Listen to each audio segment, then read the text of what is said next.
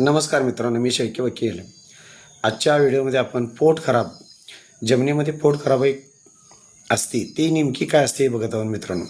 ज्यावेळी आपण जमीन कसत असतो आणि त्यामध्ये 7-12 उतावरती लिहिलेलं असते की 2 गुंठ, 3 गुंठ, 5 गुंठ, 10 गुंठ पोट खराब. तर मित्रांनो, पोट खराब म्हणजे जे काय तुमचा 7-12 असेल तर त्या 7-12मध्ये 2 किंवा 3 गुंठ अधोरेखित केलेलं असते किंवा नोंद केलेली असते की सदरचे क्षेत्र पोट खराब म्हणून.